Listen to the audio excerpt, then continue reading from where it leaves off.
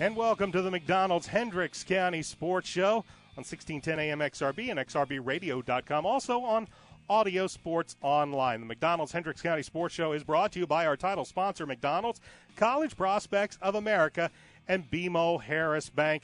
Good evening, everybody. Welcome to the McDonald's Hendricks County Sports Show. My name is Brian Scott. My guest host this evening is one Mr. Christopher Worley. Chris, how you doing today? Good. Thank you, Brian. Good to be here. And also joining us this evening is the head coach of the Brownsburg Bulldog football team, Coach Brett Comer. Coach, how we doing? Very well, thank you. Well, it's been a rough couple of weeks. The Bulldogs have had a stretch. First time, I know, since 2010 the Bulldogs have lost back-to-back games. So not something you want to dwell on, but you look at the past success, you have to go all the way back to 2010 before this has happened. Yeah, it's definitely been a little bit different. Yeah, the mood after the game, after our Noblesville game at home, people kind of looked around like they were shocked that we had lost a home game. And during the season, or a regular season game, it had been since 2010 since we had lost at home. But we also have to understand we're playing with a different set of kids.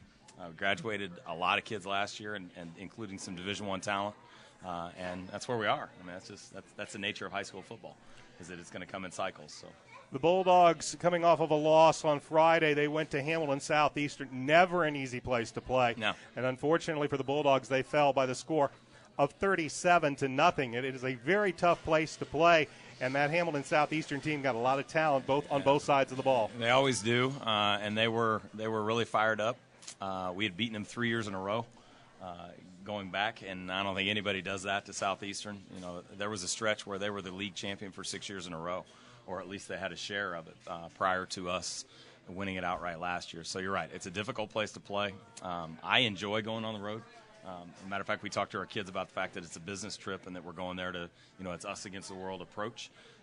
And in the first half, we came out and our eyes were open, and that was about it. And just kind of went through it, if you will, had a little more emotion in the second half, and suffered through a few injuries, and we are what we are. So we're ready to strap it up again on Friday night with us Westfield.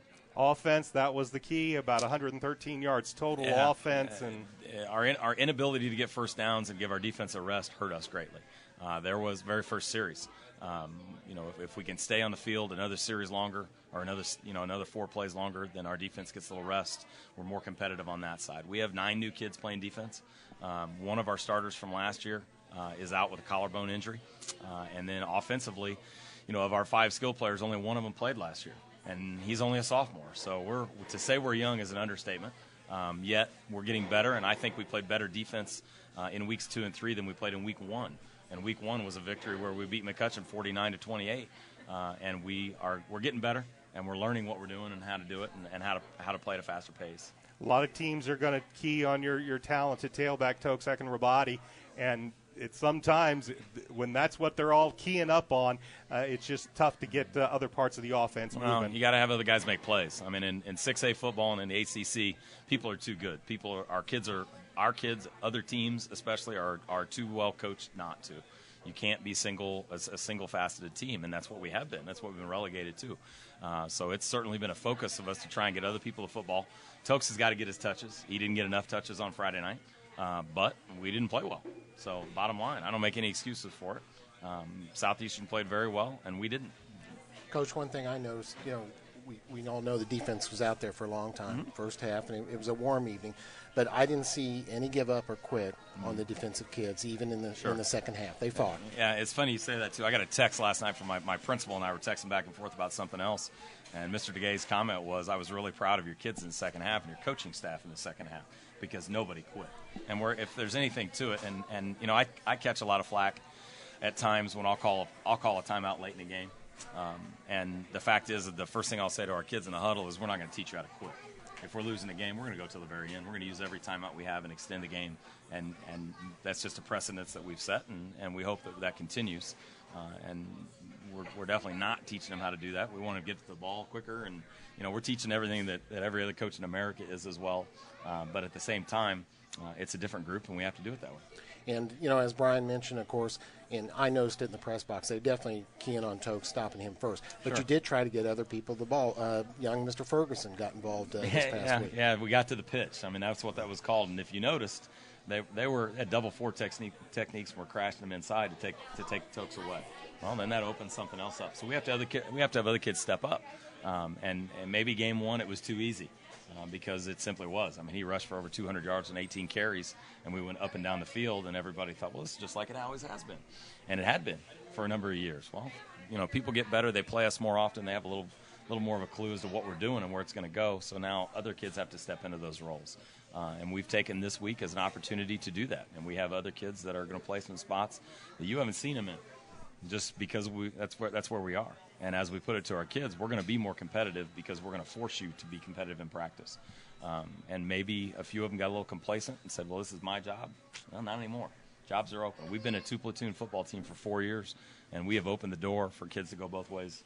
And we'll see what happens. We'll see how that works this week. But sometimes you have to rattle the cages a little bit. We have done that. We haven't practiced on we took the stadium away from them. Was kind of the way we worded it. Yeah. So, the $2 million stadium's not yours now. We're back on the grass. So we're going to go back to basics and playing football. And now it's been hot, so it's kind of a good thing we haven't been out there anyway. Yeah. Well, and one of the things coming off of that loss, I'm sure you want to get back on the practice field. You got things to work on.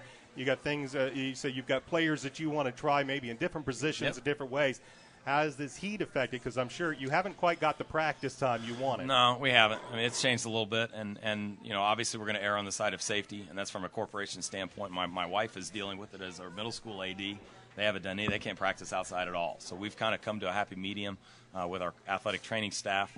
Chris Compton's our main trainer for our football program, and our athletic director, Kelly Wagner, and we've been safe with the kids. We've scheduled into practice, we have scheduled designated water and dead periods. Drop everything and drink. That's literally what we call it, and it's on my schedule at least twice during those time frames, in addition to the normal water breaks that we would take. We've changed the equipment that we wore yesterday on the field just because of the heat. And really, we've had a little bit of a breeze. It hasn't been terrible. I bought, 150 Icy Pops a couple of days ago, had them in the freezer, and today at the end of practice, we said, okay, fellas, we still love you, and we're going to prove it, and here you go. Here you go. And you would have thought we had, you'd given them, everybody got a brand new car because we gave them an Icy Pop. But that's also something to do. I mean, it's high school football. It's supposed to be fun. It's supposed to be fun. And if it's not any fun, then something's wrong, and we got to change something. You talked about, and Chris mentioned a good, fight through the rest of the second half. The way the HCC is shaken out right now, even at 1 and 2, there seems to be quite a bit more parity in the HCC this year, and a lot of football left to play. Yeah, and really the parity piece, I don't think it's new. It's just different people stepping up. With Noblesville at 2 and 1, and quite frankly, I'm surprised not 3 and 0. Right. I'm interested to see that film with Zionsville, to see what happened to Zionsville, because for the reports we were getting was that they were really down, and then they ended up beating Noblesville. So you're right. Parity is certainly in the HCC, and I've always said on any given night, it doesn't matter who you play or where you play them. A win is a good night, and anybody can beat you. And I think that's still true. You're right. You're going to have a very tough opponent coming up this week in the Westfield Shamrocks. I have seen Westfield play. They come out. They have experience. And you talk about Noblesville, Westfield, in one similar vein, you're looking at two programs. They took their lumps the past couple of years. They played a lot of sophomores, a lot of juniors. Yep. Now they're juniors and seniors. Right. And like you saw with Noblesville, Westfield also playing at a very high level. Yeah, very much so. They have a very good quarterback, a Division I wideout, a Division I kid playing defense, not to mention the kids that are experienced and good high school football players. And Jake does a really good job with them. He's got a good coaching staff. So they're going to get after it, and they're going to be excited to come to our place and play them. We kind of stole one from them last year. They led for 46 and a half minutes before we finally took the lead and won the game. And that was one of those games that started on Friday night, and we ended it on Saturday. And we hit Dutra with a screen at the end of the game, and he took it to the house and scored the touchdown. We ended up winning the game. They missed a field goal at the end to tie it. So they have motivation, and it's almost kind of funny, as I was spoken to some people, that our kids are wearing a bullseye on their chest that they didn't paint.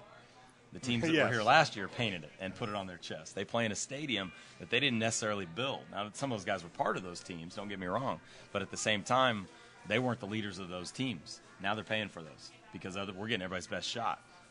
But then again, if you're competitive, you wouldn't have it any other way. Coach, I did see the Westfield game last week at Lucas Oil. They run a spread offense. They love to throw the ball around. Have you tried to get your defense ready for this week? That's certainly a challenge. Well, it is, but it's also a fun challenge. I mean, if you're a defensive player you dream about this. Whether you're a defensive back or whether you're a linebacker, whether you're a defensive lineman, you get to rush the passer. This is one of those that you really dream of. They're not a power team per se, nor do they attempt to be. But at the same time, the ball's going to be in the air 40 times. There's nothing more fun than that. As a former DB, you want those weeks, man. You get to drop back and you play some people man-to-man, sit in coverage and try and suck them into a throw. So I hope they accept it as a challenge. I know some of our kids have, that's for sure. We've obviously played a little more 7-on-7 this week, which the heat has lended that itself to it, as opposed to just banging on the inside drill and that kind of thing. But, it's a challenge. It's going to be a challenge. You got a good quarterback. I mean, this kid can spin it. You talk about to go get it. Yeah, you talk about their quarterback, Nick Ferrer. He's a senior, led the HCC in passing last year, and they, of course, the Division I wideout Devin Reese. He's going to Ball State next year, and you also can't overlook their tailback, Frank Grimes. He is he's really a bulldog. That kid stepped up. I mean, he's grown up, is what we said on film as we watched him, because he played last year, but he looks different. He's a different kind of guy, and sometimes that's how it works. You wait till they're a senior, and all of a sudden you got players. We're anticipating that with some of our kids because we have some juniors playing too, and they'll be starters for us back next year. And that's the beauty of being young. You're eventually going to be old again. So we're looking forward to them growing up. We just want them to grow up really fast. You're right. I mean, quarterback and wideout are as good as we're going to see. We think maybe the best in the HCC. Then again, a lot of people have really good people. You can go through every team we have to play, and they got kids that can play. I mean, and very good coaching. Now, Coach, you had a freshman quarterback come in last week, Johnson. Showed he could do some things, I thought. Of course, that was a tough situation for him to come in. But what did you think of his play? I know in the second half you went to a little more passing plays with him. What did you think of his first week there? His first week, it was funny, was the first week of the season when he played the McCutcheon JV game, and he was tight as could be. And what we have committed to, and I talked to his dad about it yesterday, actually, or Monday night, that we've committed to bringing him in a little bit every Friday night. And reason being, he's, right now he's penciled in to be our quarterback next year. So you got to get him ready. That way I don't have to go through the sophomore slump, if you will, of when the kid's brand new playing his first game at Pike next year in August. The whole idea is to sprinkle him in, let him play a little bit every game and get some experience. Whether it's, sit under center in what we do and then moving things around a little bit. He brings a different skill set than Jacob does. Jacob is more of a runner and a banger, if you will, at 220 pounds. And you're right, Hunter can throw the ball a little bit. So that's why he's back there already as a freshman. You run that flex bone a lot of times, a lot of read option and all that. How is he working into with that? It's different for him. Coming from where he came from, it's certainly different in the fact that he's running and reading, if you will. It's pretty obvious, though, that he's not going to run the ball quite like Jacob did. And therefore your play selection has to change, and what you're doing and the way you attempt to attack people will change a little bit. That can manipulate some formations, but that also makes it more difficult on other people too. When they see that guy come in, they got to flip the switch and play us differently than they were when Lambert was at quarterback. So I don't know that having a two-headed quarterback's a bad thing, especially when you have two kids that are so contradictory. You were talking about it, of course, coming off of a bad loss. It's always tough to bring out some positives, but you did have a few positives you saw out of that Southeastern game. Well, we did. I mean, like you say, you always do, and like our kids didn't quit. The fact is we're learning as we go. Unfortunately, sometimes lessons are difficult to swallow, and you have no choice. And that was kind of where we went. And we went back to basics. I told, whichever reporter it was after the game, that's exactly what we're going to do is go back to basics, because it is blocking, it is tackling, it is catching, it is running, it is throwing. That's football. But at the same time, fundamentals, the first three letters are fun. And that's the speech that I give to the BGFL guys here in town and the middle school guys in town. They got to have fun playing football. At the same time, losing is no fun. Yet you got to be able to work and be competitive to win games, but at the same time, you can't lose kids. You can't go over top. You brought up a big thing, the Brownsburg Junior Football League. Of course, that's this Friday night. They're going to be in attendance for the Westfield game, and I know you are heavily involved with them. We are, you bet. The camps that we run and the way we try and attempt to run clinics to teach people our offense, our defense, and by people I mean their coaches. We do chalk talks in the off season and bring them in and sit them down, and we do X's and O's up on the board. We have our IEFA team, which is the travel team for 5th and 6th grade. 6th grade primarily, but they play on our stadium. They play in the stadium. They have a huddle account. I mean, they trade films, and I get to watch their films, and everybody runs our stuff, which makes a big difference. And several years ago when we implemented that, we talked about how much better our middle schools would be, and our middle school coaches talk about it. The fact that when the kids get there, they already know the names of our plays. okay, even if it's just that, at least we're taking steps, and they're familiar with what we do and how we do it, etc. Our offensive scheme is different than most people, and therefore that helps us. That those kids are already doing it, and they already know what the veer is. They already know what belly is. They know what rocket is. They know what a lot of the formations are called and that kind of thing, because we call it the same on Friday night as they do at the middle school. Now, granted, it's a little different, a little more detail. You got to have a little different things, but a little different approach. But at the same time, it's a program, and that's what we have really worked hard for. And with the blessing that we've had of the BGFL and all the kids that play and the coaches and the guys that lead that league, that helps us a lot. That's been a big change in high school football and working down. That over the years, you had a little bit of organization at the younger levels, but now high school football, especially at the 6A level, some of the 5A level, it's that coordination between high school, middle school, and on down. Yeah, and the other piece to it for us, and we met last year extensively with our head baseball, wrestling, and basketball coaches about athletes. We're 2,300 and we're playing schools. Ben Davis is in my sectional. They're twice as big as we are. We need to share athletes, and that happens for us right now. I'm coming in. Steve Lynch is a new basketball coach. I'm sure you'll have him on your show later. But the fact is, he's got guys that are basketball players playing football and vice versa. And we highly encourage that. You play other sports. You're in high school once. You have 4 years. That's it. And any time and any opportunity I get, then when I talk to our parents, that's what I'm going to tell them, is that your kid needs to play another sport. They need to wrestle. They need to run track. They need to play baseball. Whatever the sport is, let them do it. But at the same time, if they're not, then we want them with us in the lifting program, in our running program, etc. But, it's high school. You get to do those things. And the skill set that a basketball player brings or a wrestler brings or a track star brings helps football. And that's the beauty of it for me, anyway. Oh, yeah, and I even, you go back and you look at a lot of the football players. Your wideouts are usually running track. Sure. Your lines are doing wrestling, and it all helps each other's sport, not only your football team. Exactly. Derek Snyder, our new head wrestling coach, and his assistant, Phil Smith, are two of our freshman football coaches. And they're there to help our kids. Now, they're also there because they're going to get some more wrestlers because they're affiliated with the program. So that's definitely going to help. And the guys that are wrestlers for us are tough kids. I mean, that just goes hand in hand. And Coach Mattingly for baseball. Yeah, absolutely. Eric Mattingly's the head baseball coach, and he's a varsity football assistant. So we have baseball players that play football, and we have football players that play baseball, and vice versa. So that's been a relationship with Eric, especially. Eric came in as an assistant. He was an assistant for both before he got the head coaching job. So, but it's worked out great, and it's flourishing, if you will.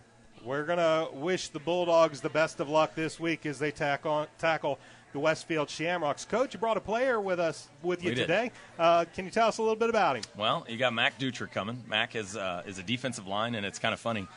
My coaches were giving me a hard time that I've had two guests come in here, and they're both defensive linemen, but I'm coaching the D-line, so I get to pick those guys a little bit. So Mac has been our most consistent defensive player in our 3 games.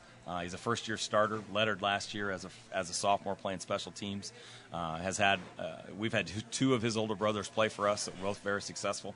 Zach being the older one. He's not the oldest of their family, but he's the oldest one that played for us. And then Chase, and I got to go see Chase last week at the IU game. We went and watched them play Navy for a couple of reasons. Number 1, to see Chase. Number 2, so I could watch Navy run the flex bone. And they ran the ball up and down that field.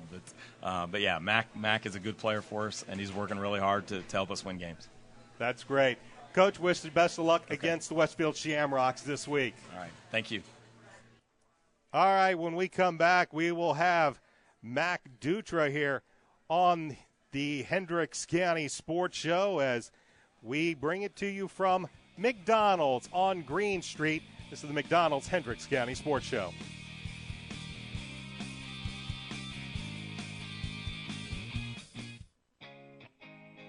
Right now at all Avon and Brownsburg McDonald's, you can score a free medium fry and free medium drink with a purchase of any Quarter Pounder sandwich.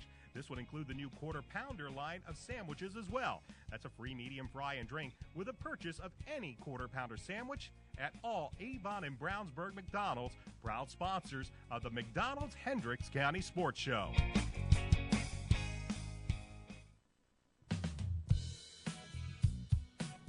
Are you interested in playing a sport at the collegiate level? College Prospects of Central Indiana can help you achieve this dream. Right now, thousands of college coaches are searching for athletes, but lack the resources to find them. This includes Division I, II, and III, as well as NAIA and junior colleges. College Prospects can help both male and female student athletes get the best education at the best price that allows them to continue participating in a sport they love. We do this through maximum exposure, providing you with essential tools, video, and unlimited personal guidance during the recruiting process. For complete details on all of our services, ask your local representatives, Bill Verhonick, Megan Eganoff, Joe Palizzi, or Rusty Dimer. You can also visit our website at www.collegeprospectsessentialindiana.com or contact us at 317-650-4339. We also offer services for gifted students looking for the best fit in academics as well. College Prospects of America can help you achieve your dreams. Since 1984, BMO Harris Bank has grown to become one of the largest banks in the Midwest, serving personal, commercial, and affluent customers. Located locally at 610 West Northfield Drive in Brownsburg, we thank them for their sponsorship of the Hendricks County Coaches Show.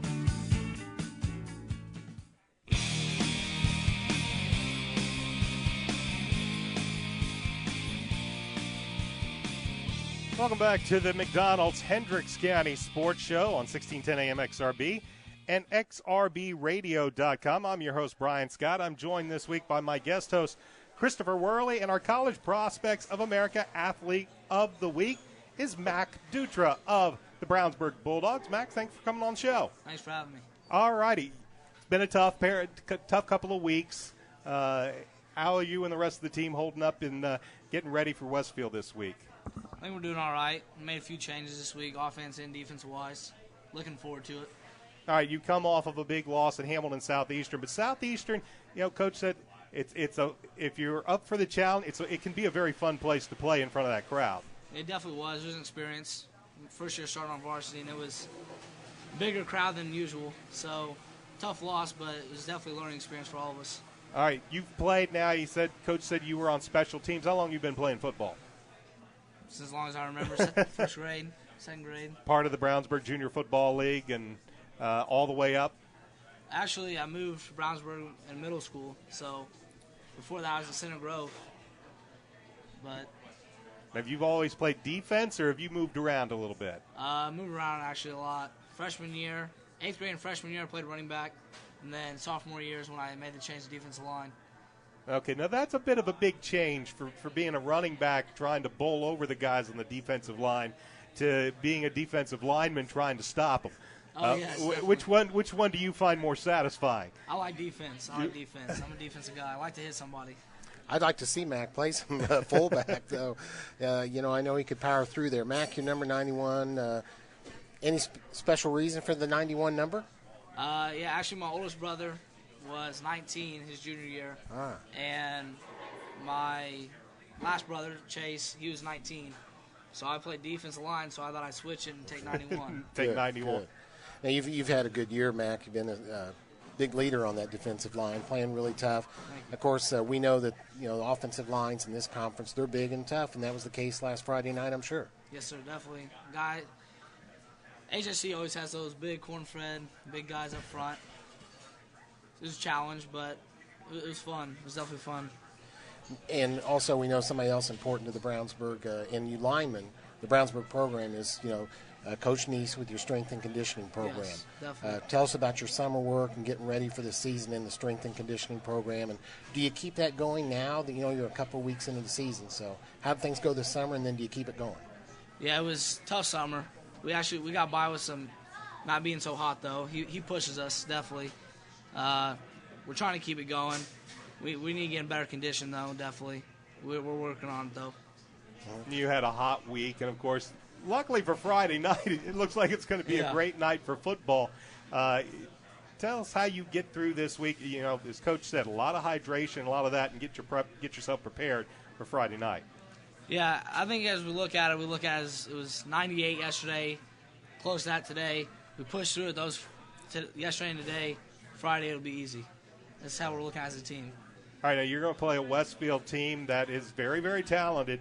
A senior quarterback, like I said, he threw for the most yards last year in the Hoosier Crossroads Conference. Talented wide receiver, but your key is going to be, I'm sure, quarterback and their tailback, Frank Grimes. Yes, definitely. That quarterback's a big boy. We're going to try to get after him up front. make them nervous, throw the ball around a little.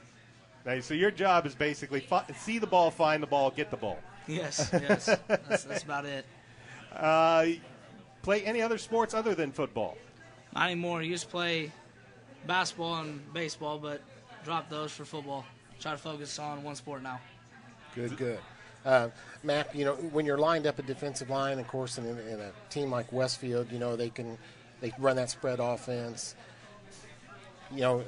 Brian mentioned it, your keys. I know you want to get the sack on a quarterback, Yes, but do you also try to be, I'm conservative, I'm watching. What are you looking for when you expect a passing play?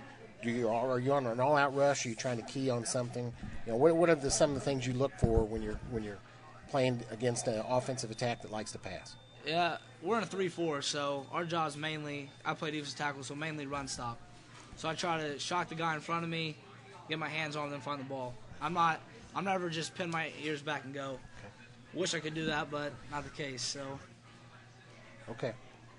All right, that is Mac Dutra of the Brownsburg Bulldogs. He is our College Prospects of America Athlete of the Week. Mac, we wish you the best of luck this week against the Westfield Shamrocks. Thank you very much. All righty. We are going to bring in, next up is the head volleyball coach for the Brownsburg Bulldogs, as Mr. Bob Yeager makes his way over here on the Hendricks County Sports Show. As takes a seat. Bob, thanks for coming out tonight. We appreciate that. Thanks for having me. The Bulldogs 6-1 overall, 3-0 in the conference. Very, very talented group of young ladies that have. You play in a tough conference against some tough competition. Why don't you tell us a little bit about your team so far this year? Yeah, our conference is one of the toughest in the state. No matter, every Thursday night, you got to be ready to play. As far as our team is concerned, we got a good mix of mature, veteran players and some youth mixed in, which really makes for good chemistry. Have 5 seniors on our team who are doing an excellent job of, organizing and just, it's a group that I don't have to get on and practice about anything. Every time they show up, they're ready to play. And as a coach, that's really refreshing to have a group like that this year. You've seen your Mason McKenzie. She's leading the team in kills, and you're also getting a lot of contributions from Hannah Midkiff. She's second in kills. Tell us about a couple of your offensive players. Yeah, I think early in the season, defense has kind of been our forte a little bit. Offensively, we're starting to come around a little bit. McKenzie is at times can be a very dominant player. She's a strong player. She's about 6 foot, 6'1". And then Hannah Midkiff, last year we moved her to the right side out of the middle position, and she's been really probably our most consistent player this year. Defensively and offensively, she just makes play after play, and we don't really have to worry about her out there. It being her second year, so. You're getting a lot of contributions, though, from a nice sophomore in Allie Byers. Yeah, she's our setter. She started last year as a freshman. She's been dealing with some back issues lately, but she's getting more consistent every day. Struggled a little bit early, but each match she's really improving a little bit. And we have 2 middles that are sophomores that have really come along offensively for us, Brooke Gregory and Claire Hathaway. And we are distributing the volleyball a little bit more this year than we have in the past. Last year we tend to be strong side a little bit, and this year we're running some little more diverse offense. So it seems to be working for us so far. You talked about a strong defense. One of those, Carissa Daimler, 109 digs. She's been a solid linchpin for you. Yeah, she's been a player for us since her freshman year. Plays with good energy. She was second in the state last year in digs, and she's picking up where she left off last year. Last year she tended to try to do too much. This year she's kind of trusting other players. We got a good group of DSs as a whole. Nicole Wiseman, who is another senior, who's second in the team in digs, and then Rachel Tharp's doing a really nice job this year, doing a little bit of everything for us in the Noblesville match, and then again in the Hamilton Southeastern match, she got to hit outside for us and really was a spark in those 2 matches. Coach Yeager, tell us, those of us who don't see as much volleyball as we'd like to, but we look in the paper and we see the summaries of each Brownsburg match, and we see that stat, digs. Yeah. Tell us what that is. I know it's a player who, the ball's coming down into the court and they're digging it up off. A dig would be technically an offensive attacked ball that a player of ours would be able to dig it up, and we would actually be able to score a point off of that dig. So, so a point would result after the dig. I mean, okay. Well, obviously, as she digs the ball up and we get the ball over, that would be considered a dig on that part. But like I said, the Hamilton Southeastern match, our DSs as a whole had 90 digs themselves, which was a really good total between the four of them. So we were really excited about their defensive effort in that particular match. And I think that really carried us through that match, because I don't think offensively we're as good as we should be. So there's a lot of people, when they watch volleyball, they don't really consider offense defense. But when you've got somebody that can dig that ball out, save you a point, and set it up for your offense, it's very, very critical. Yeah, definitely. And not only do they dig balls, it's ball control in general. If you're not able to pass the ball to the setter on the first contact, you're not going to be able to get quality swings in your offense, and in turn that leads to hitting errors and a poor percentage offensively. So ball control is probably the most important thing when you're watching, especially high school volleyball. You said you've got 5 seniors on this team, and it's an experienced team. Your record's 6-1, 3 wins in the HCC, and coming off of a pretty big match at Hamilton Southeastern that you won in 5 sets. Yeah, and then tomorrow night we're at Westfield, which is going to be another a really tough challenge for us. But I feel really good about our team at this point in the year. We seem to be getting better with every match. The chemistry's good, our practices are good, and they're excited about playing. You've got the HCC. We talk a lot about football. We talk a lot about basketball. Really doesn't matter what sport it is. It's a very, very tough conference, and you get to play or at least for the past 2 years, a team that's been in the state finals and currently the state defending champion, the Avon Orioles. Tell us, you get ready. That game is coming up here shortly, right before the Hendricks County tournament. Right. Something I'm sure the girls are getting very excited to play against. Yeah, Avon in every sport with Brownsburg is the rival, and so that's always a big match for us. And a lot of the kids play club together on teams, so we're very familiar with them.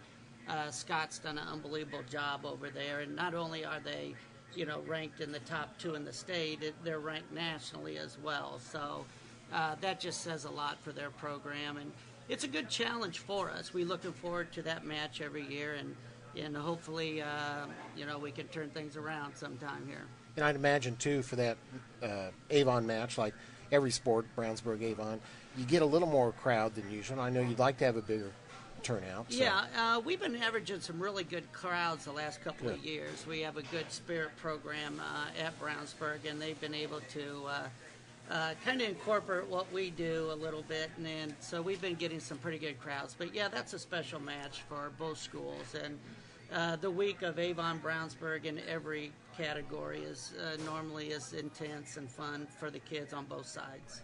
Coach, this is your 11th year at the helm of the Bulldogs, 2-time HCC Coach of the Year, Indy Star Metro West Coach of the Year.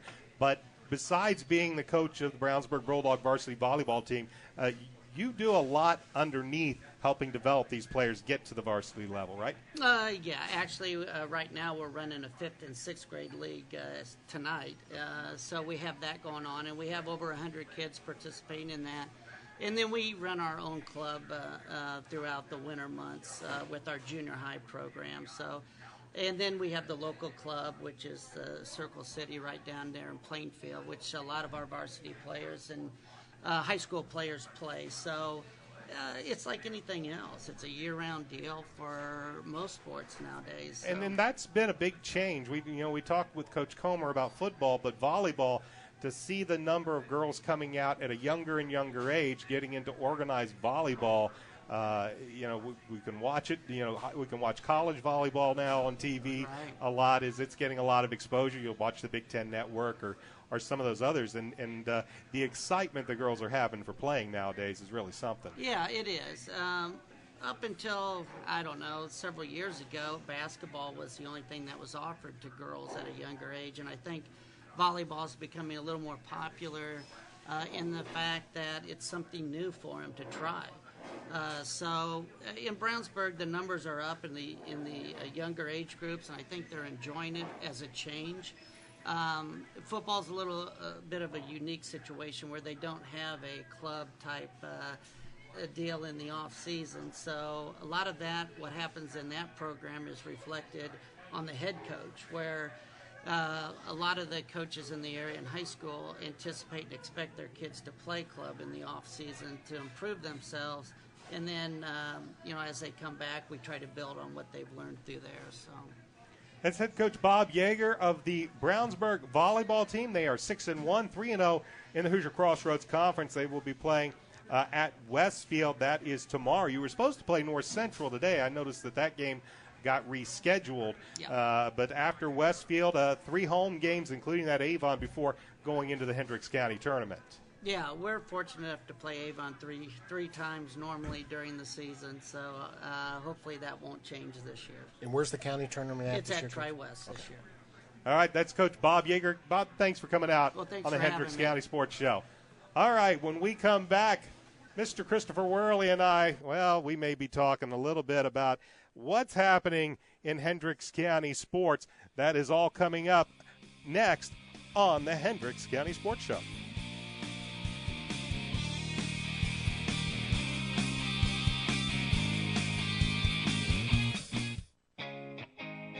Right now at all Avon and Brownsburg McDonald's, you can score a free medium fry and free medium drink with a purchase of any Quarter Pounder sandwich. This would include the new Quarter Pounder line of sandwiches as well. That's a free medium fry and drink with a purchase of any Quarter Pounder sandwich at all Avon and Brownsburg McDonald's, proud sponsors of the McDonald's Hendricks County Sports Show.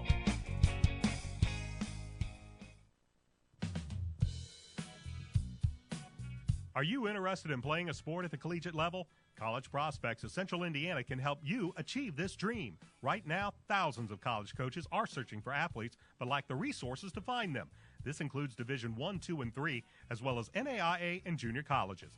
College Prospects can help both male and female student athletes get the best education at the best price that allows them to continue participating in a sport they love. We do this through maximum exposure, providing you with essential tools, video, and unlimited personal guidance during the recruiting process. For complete details on all of our services, ask your local representatives, Bill Verhonick, Megan Eganoff, Joe Palizzi, or Rusty Dimer. You can also visit our website at www.collegeprospectsofcentralindiana.com or contact us at 317-650-4339. We also offer services for gifted students looking for the best fit in academics as well. College Prospects of America can help you achieve your dreams. Since 1984, BMO Harris Bank has grown to become one of the largest banks in the Midwest, serving personal, commercial, and affluent customers. Located locally at 610 West Northfield Drive in Brownsburg, we thank them for their sponsorship of the Hendricks County Coaches Show.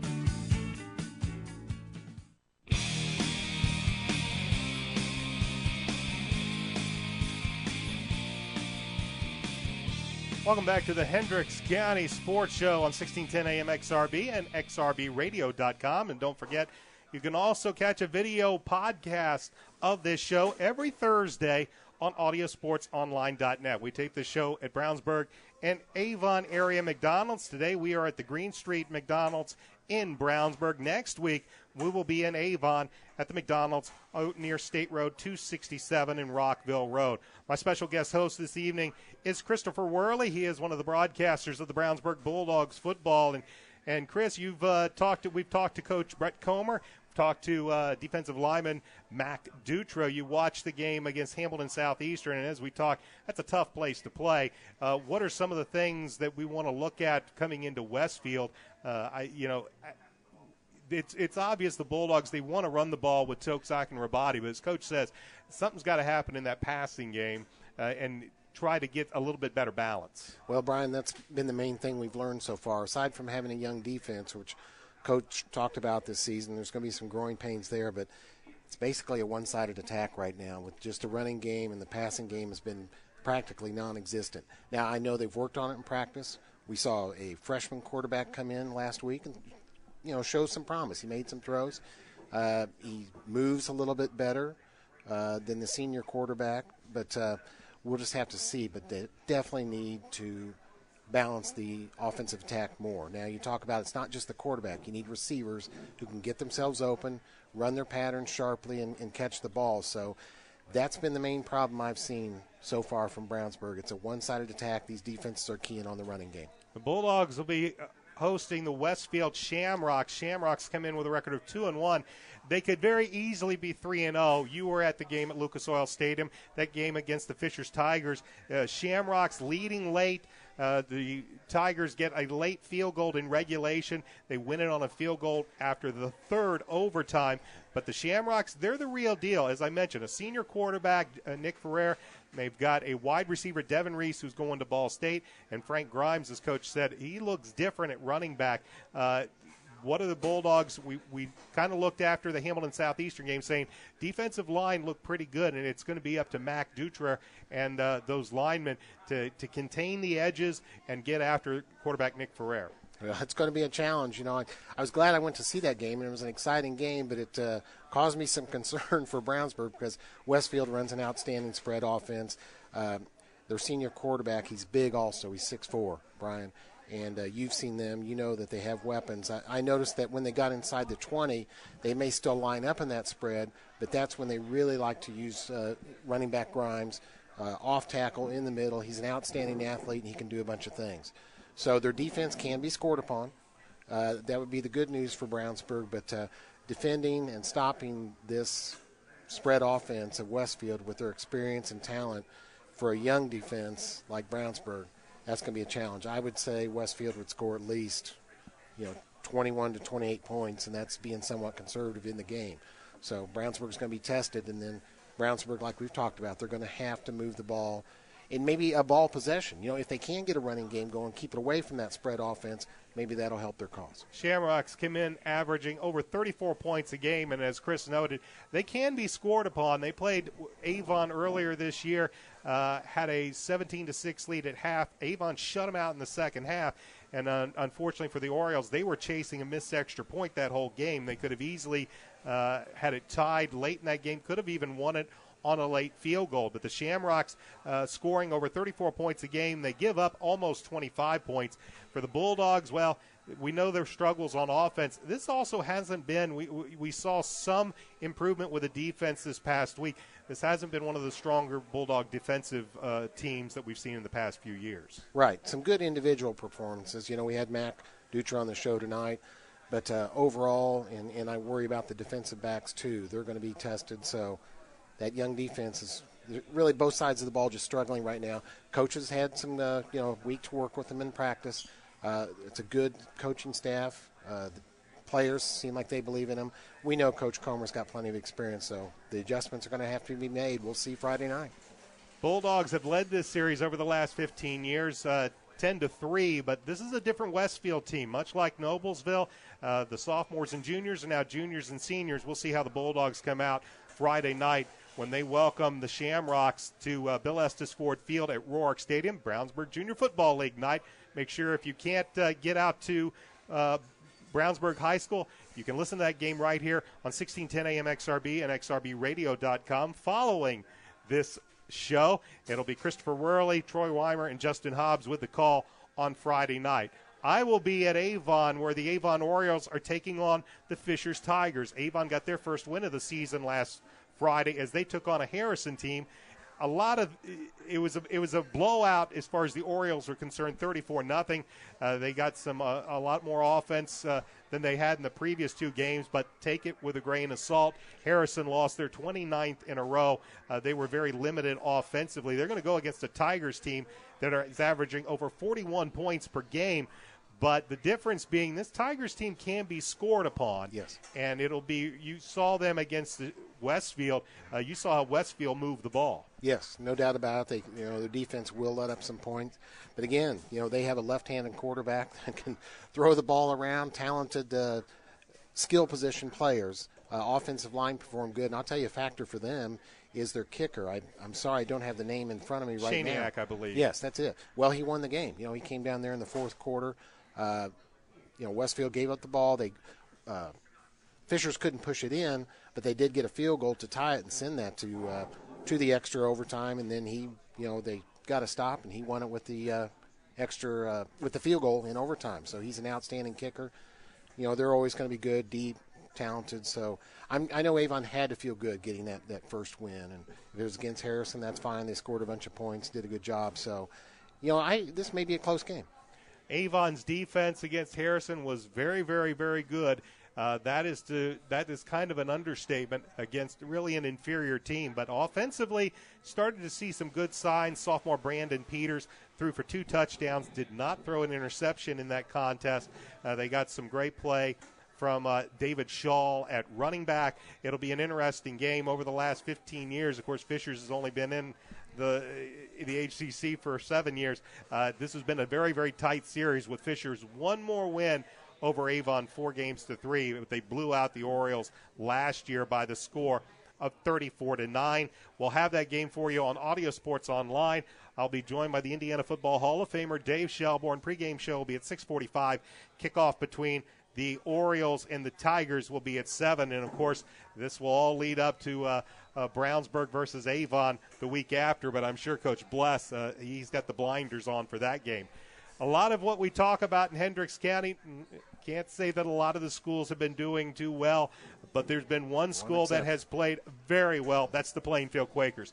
Brian Woodard has that team playing outstanding. They're coming off of a 42-14 win against Mooresville. For the Quakers, they're averaging over 43 points per game. They're giving up almost 20. And at 3-0, they are going to take on the Indianapolis Roncalli Rebels. That has been a tight sectional battle for years.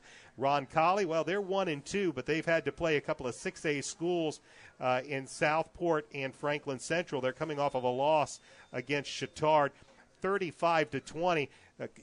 Bruce Cyphers knows how to coach the Rebels. Sure. That's a given. He has 210 wins in 24 years at the helm of Roncalli. If you're looking for a game to go watch, this one may be the one to go see. Yes, and I'm sure the Plainfield kids, they want to get a win against Roncalli real bad. What happened last year in that game, Brian? Well, last year Roncalli won both games, and including the 24-7 victory in the sectional. Coach Woodard, the past couple of years, that's been a team. You think of Westfield, you think of Noblesville, young kids maturing. This year, a lot of those sophomores, juniors, seniors, and that year of maturity is really showing benefits for the Plainfield Quakers. 3-0, they're ranked in Class 4A, and over the last 15 years, we've seen Roncalli win 8-4. But I got to think. Watch the Quakers this year. They look to have a very, very good team this season. Danville, well, they'll be playing Tri-West this week, and disappointment really for both schools. Coach Russ Sumner, he's had kind of a high-flying offense. Now, they're coming off of a 32-6 win. They got their first win of the season against Crawfordsville. The Athenians, they're not good. But for Coach Sumner, much like we talked about Coach Bless in Avon, nice to get that first win. Sure, that's got to feel good. And, this game, of course, it's another close rivalry, but we would think that, 1-2 now for Tri-West, that's not the normal standard for them. You look at the past few years. I know their kids are really going to be battling this week. They want to get back to the 500 mark, and I'll bet you this is a big game. I expect Tri-West to come through in this game. Tri-West is coming off of a loss. They went and played Lebanon. Of course, Lebanon's undefeated now, 3-0. So this will be a big matchup. Last year, Danville got the better of Tri-West. I think Tri-West lost 2 games last year. One of them was against the Warriors.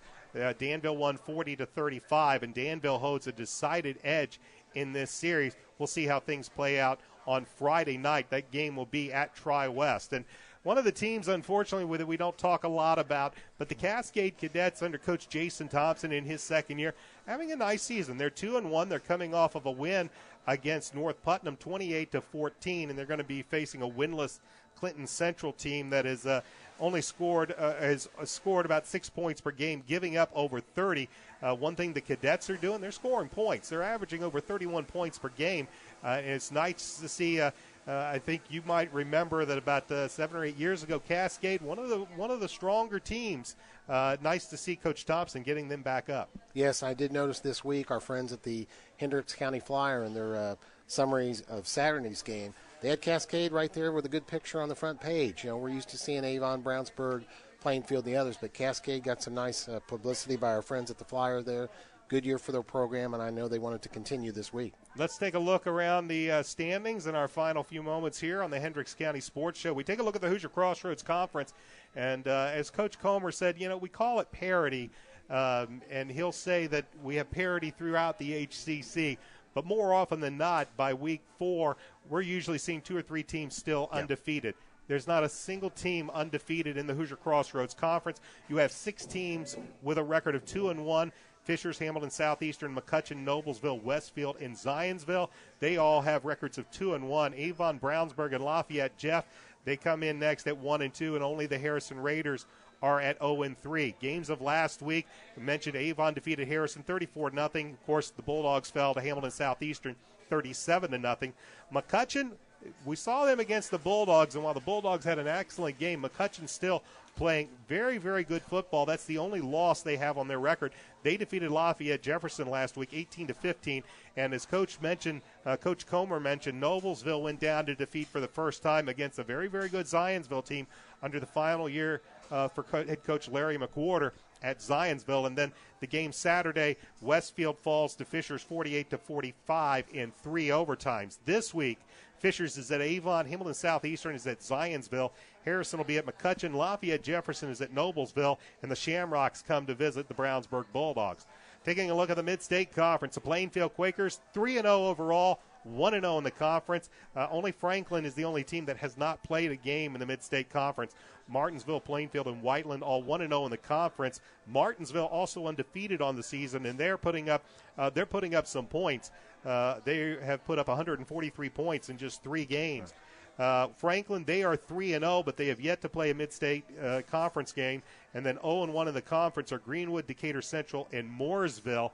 Greenwood is 1-2. Decatur Central and Mooresville both looking for their first wins. For Coach Justin Dixon at Decatur Central, it's got to be maddening. He has put up 175 points in 3 weeks and given up 191. Good night. There's a case for some good defensive play, much needed. But scoring a lot of points. You mentioned Martinsville. We've seen a lot of success out of that program in the last 10 years. They develop quarterbacks down there. I'm not sure why.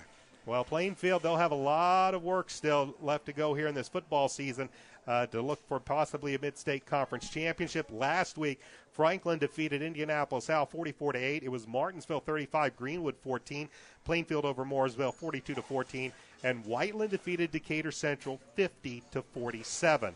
Games of this week, Martinsville is playing Decatur Central. That game will be at Lucas Oil Stadium. Is that Friday or Saturday? That is Friday. Okay. Mooresville is at Greenwood. Plainfield is at Roncalli, and Whiteland is at Franklin.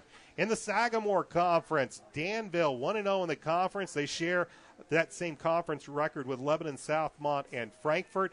Then you have North Montgomery, Westerbourne, Tri-West, and Crawfordsville all 0-1 in the conference. Lebanon, the only undefeated team in the Sagamore Conference at 3-0. Danville 1-2.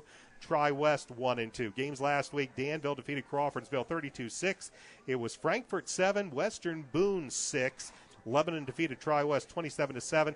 And in overtime, Southmont defeated North Montgomery 28-27. So we mentioned the big Hendricks County rivalry game. Danville is at Tri-West this Friday. Lebanon's at Southmont. North Montgomery is at Frankfort. And Western Boone is at Crawfordsville. And finally, in the West Central Conference, Cascade 1-1 in the conference, 2-1 overall. Greencastle currently is undefeated, 3-0. They've only played 1 West Central Conference game. Monrovia 2-1. They're also 2-1 in the conference, followed by Cascade at 2-1, 1-1 in the conference. South Putnam 2-1. They've yet to play a conference game. And Cloverdale and North Putnam, they're both 0-1 in the conference, and they're both searching for their first win of the season. Games of last week, Cascade over North Putnam 28-14. Greencastle over Edgewood 21-0. The Bulldogs of Monrovia over Cloverdale 50-14, and South Putnam destroyed Rockville 66-7. Games on Friday, Clinton Central will be at Cascade, Monrovia at Triton Central, It is the Noblesville Home School at Greencastle. I have no idea that they had a program there. South Putnam is at North Putnam. That is always a fun game. Yeah. And Turkey Run is at Cloverdale. That's a look at some of the conference. Chris, in our final few minutes, and if you've been watching this, you've been noticing it gets darker and darker on the screen because of the lighting situation here. But let's just concentrate on the one big game, I think, for Brownsburg fans. Right now, you've got the Bulldogs and the Shamrocks. Who do you like? Well, just based on what I saw last week, I would have to pick Westfield to win this game. I expect them, like I said, to score at least 21 to 28 points. Brownsburg's shown so far not much of a scoring attack. I think the interesting thing, fans, we always look for the quarterback. Change the quarterback if things aren't going good. Well, we're going to see a freshman quarterback, Mr. Johnson, get in some again this week. Coach Comer talked about it. Will he start? I don't know. But Brownsburg offense on the spot to score this week. As Coach Comer said, if you've watched them the past 3 weeks and you've seen players in certain positions, don't expect them to be in the same positions maybe this week. He's really opened that up. The game I have, Avon versus Fishers. This should be an interesting football game. Coach Mark Bless coming off of the win against Harrison. At times they've played very, very well. They showed some signs against Hamilton Southeastern, though Hamilton Southeastern won that game. The defense at times has played well. For the Orioles, the big problem, giving up the big play. If they can limit those, I think the Orioles have a good chance of upsetting the Tigers and really get on a roll as that team gels together. I want to thank Brownsburg head football coach Brett Comer for joining us this evening. Also want to thank Brownsburg volleyball coach Bob Yeager and Mac Dutra, lineman for the Brownsburg Bulldogs. And I want to give a very special thanks to Christopher Worley for joining me here at the Brownsburg McDonald's on Green Street. Next week, I will be at the McDonald's on 267 in Rockville Road in Avon for the McDonald's Hendricks County Sports Show. Until then, so long, everybody.